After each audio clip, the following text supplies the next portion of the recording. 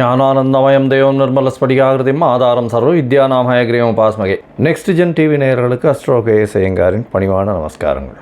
வார பலன் 9/9/2024 15/9/2024 வரை உண்டான வாரத்திற்கு என்னென்ன பலன்கள் அப்படின்றத பார்க்கலாம். முதல்ல இந்த வாரத்தினுடைய கோல்சாரம் என்ன, இந்த வாரத்தில் வரக்கூடிய அதாவது விசேஷ நாட்கள் என்ன, இந்த வாரத்தில் எந்தெந்த ராசிக்காரர்களுக்கு சந்திராஷ்டமம் அப்படின்னு ஒன்று ஒன்றா பார்க்கலாம்.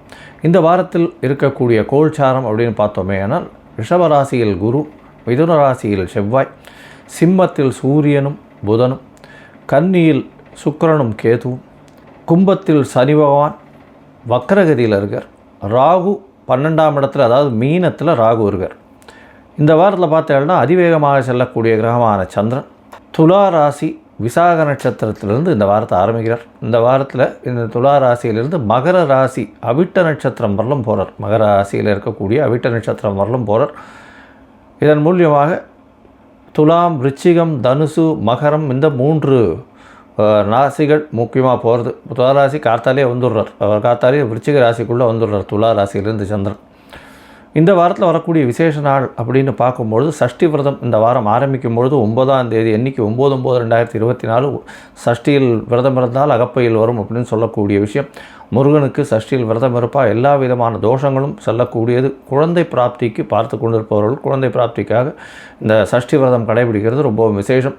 எதிரிகளை வெல்லக்கூடியது இந்த சஷ்டி விரதம். சஷ்டி விரதத்துக்கு விரதம் இருக்கும்பொழுது சஷ்டிக்கு எதிரிகளை வெல்லக்கூடிய உங்களுக்கு ஒரு மனோதைரியமும் நிச்சயமான வெற்றியும் கிடைக்கும். எந்த ஒரு போட்டிகளாக இருந்தாலும் அதில் வெற்றி பெறக்கூடியது இந்த சஷ்டி விரதத்தை இருப்பவர்களுக்கு வெற்றி கிடைக்கும். அதுவும் முருகப்பெருமானை வழிபட்டு செல்பவர்களுக்கு.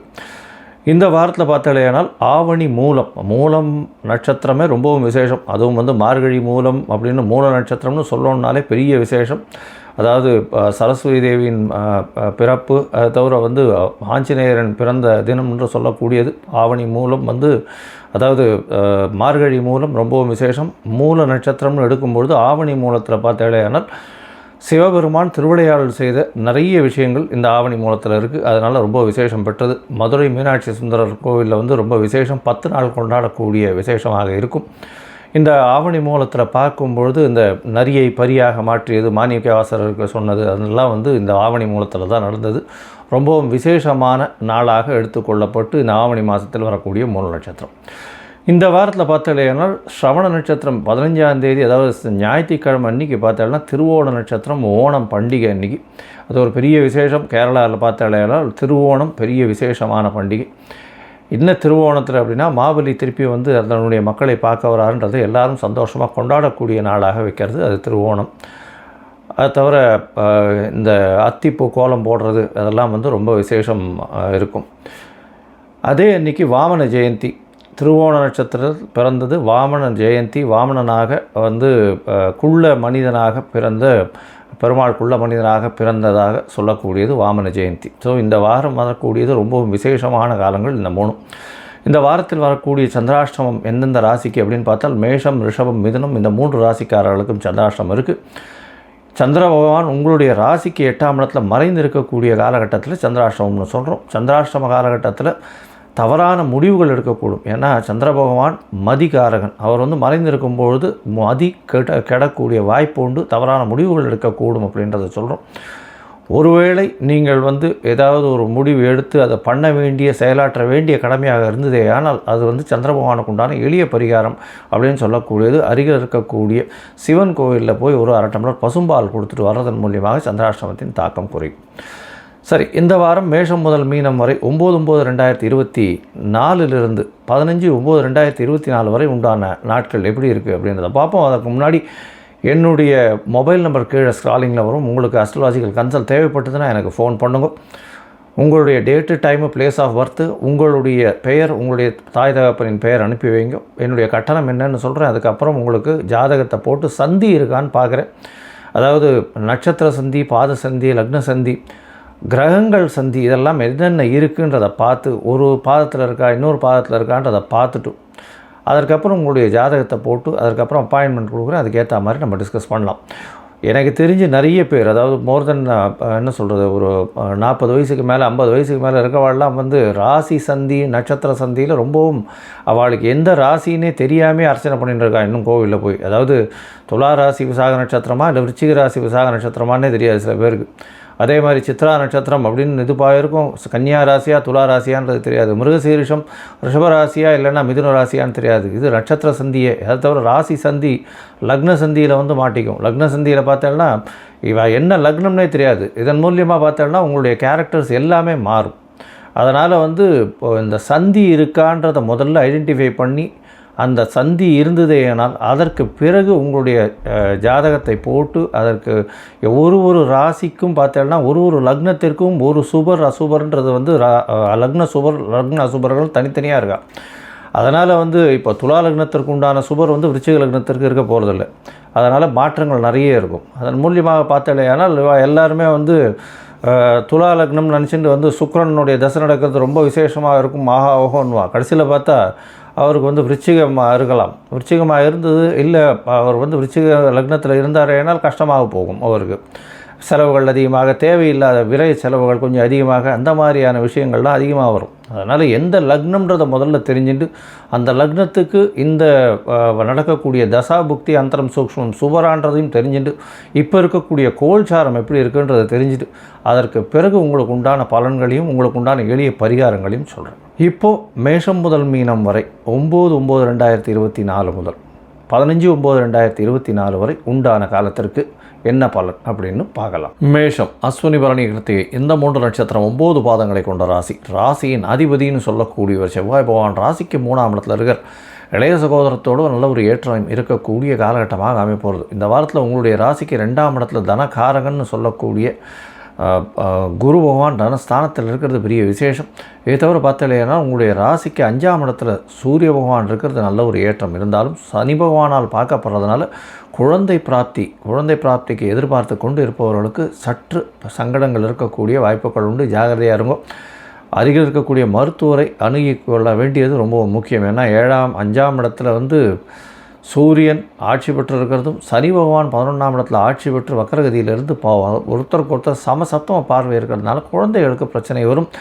குழந்தை கர்ப்பம் அடைந்தவர்களுக்கு, அதாவது குழந்தை பிராப்திக்கு எதிர்பார்த்து கொண்டு இருப்பவர்களுக்கு கொஞ்சம் அபார்ஷன் வரக்கூடிய வாய்ப்புகள் நிச்சயமாக உண்டு. ஜாகிரதையாக இருக்கிறது நல்லது. ஏன்னா உங்களுக்கு 5ஆம் இடத்தை வந்து நல்ல சுபர்கள் பார்க்கல, அசுபரான சனி பகவான் பார்க்குறது அவருடைய பார்வை தீட்சணையும் நல்லதல்ல அப்படின்னு சொல்லுவோம். அதுவும் வக்கரகதியில் இருக்கிறதுனால கொஞ்சம் அதிகமாகவே பிரச்சனைகள் கிடைக்கக்கூடும் அப்படின்றத சொல்கிறோம். ஜாகிரதையாக இருக்கிறது நல்லது. உங்களுடைய ராசிக்கு 6ஆம் இடத்துல கேது பகவான் இருக்கிறது நல்லது. உங்களுடைய அதாவது புதுசாக வேலை கிடைக்கக்கூடிய வாய்ப்புகள் நிச்சயமாக உண்டு. இந்த வாரத்தில் பார்த்தோம்னா புதிய வேலை அமையும். கண்டிப்பாக ஒரு வேலை மாற்றங்கள் இருக்கும், வேலையில் புதிய ஏற்றங்கள் இருக்கும், ப்ரமோஷன் கிடைக்கக்கூடிய வாய்ப்பு உண்டு. ப்ரமோஷன் கிடச்சி அதில் இன்க்ரிமெண்ட் கிடைக்கக்கூடிய வாய்ப்புகள் நிச்சயமாக உண்டு. உங்களுடைய வியாபாரத்தில் கொஞ்சம் செட்பேக் இருக்கும். ஏன்னா பார்ட்னர்ஷிப் வியாபாரத்தில் பார்த்தாலேனால் 7ஆம் அதிபதி 7க்கு 12 வரைகிறதுனால சற்று செலவுகள் கொஞ்சம் அதிகமாக இருக்கக்கூடிய வாய்ப்புகள் உண்டு. புதிய வியாபார பார்ட்னர்ஸ் கிடைக்கக்கூடிய வாய்ப்புகள் உண்டு. புதிய கடன் வாங்கக்கூடிய பாக்கியம் நிச்சயமாக உண்டு. வியாபாரத்துக்குன்னு புதிய கடன் வாங்கக்கூடிய பாக்கிய வாய்ப்புகள் நிச்சயமாக இருக்கும். 11ஆம் இடத்துல உங்களுடைய ராசிக்கு பார்த்தேனால் சனி பகவான் இருக்கார். 11ஆம் இடத்தில் சனி பகவான் வக்கரகதியில் இருக்கிறதுனால லாபங்கள் சற்று கம்மியாக இருக்கக்கூடிய வாய்ப்புகள் நிச்சயமாக உண்டு. இந்த வாரத்தில் உங்களுடைய ராசிக்கு 12ஆம் இடத்துல ராகு பகவான் இருக்கிறதுனால வெளிநாட்டுக்கு ஏற்றுமதி இறக்குமதி செய்யக்கூடியவர்கள் நல்ல ஒரு ஏற்றத்தை கொடுக்கக்கூடிய காலகட்டமாக இருக்கும். அதை தவிர பார்த்தலையானால் பேங்கிங் அக்கௌண்ட்ஸ் அந்த மாதிரியான சம்பந்தத்தில் இருக்கிறவாளுக்கு பெரிய ஏற்றம் கிடைக்கும். ஷேர் மார்க்கெட்டில் இன்வெஸ்ட் பண்ணுவா, அதை தவிர வந்து இந்த எஜுகேஷனல் ஆப்பில் இன்வெஸ்ட் பண்ணவாளுக்கெல்லாம் பெரிய ஏற்றம் கிடைக்கக்கூடிய வாய்ப்புகள் நிச்சயமாக இருக்கும். இந்த வாரத்தில் பார்த்தாலேயானால் அதிவேகமாக செல்லக்கூடிய கிரகமான சந்திர பகவான் உங்களுடைய ராசிக்கு 4ஆம் அதிபதி இந்த வாரத்தை வந்து 7ஆம் இடத்துலேருந்து ஆரம்பிக்கிறார். அதாவது துலாத்திலேருந்து ஆரம்பிக்கிறார். 9ஆம் தேதி கார்த்தால ஒரு 9:15 மணியிலிருந்து 9ஆம் தேதி 9/9/2024 15/9/2024 வரலும் உண்டான பலன்களில் 9ஆம் தேதி கார்த்தால ஒரு 9:15 மணி வரலும் 9:15 மணி வரலும் வந்து சந்திர பகவான் துலாத்தில் இருக்கார். அதற்கு பிறகு விருச்சிகத்துக்கு போகிறார். 9:15 மணியிலிருந்து 11ஆம் தேதி அன்னைக்கு மாலை ஒரு 6 மணி வரலும் 8ஆம் இடத்துல சந்திர பகவான் இருக்கார். சந்திராஷ்டம காலமாக அமையிறது. இந்த காலகட்டத்தில் பார்த்தாலேயானால் சந்திராஷ்டமம் குருவினுடைய பார்வை இருக்குது. குரு சந்திர யோகம் அமைகிறது. இருந்தாலும் புதிய முயற்சிகள் வேண்டாம், கொஞ்சம் ஜாகிரதையாக இருக்கிறது நல்லது. யாரையும் நம்பி திடீர்னு வாக்கு கொடுக்கறது, அதை தவிர அவங்களுக்குன்னு கடன் கொடுக்கறது, அவங்களுக்கு ஜாமீன் கையெழுத்து போகிறது, இந்த மாதிரி விஷயங்கள்லாம் வேண்டாம்.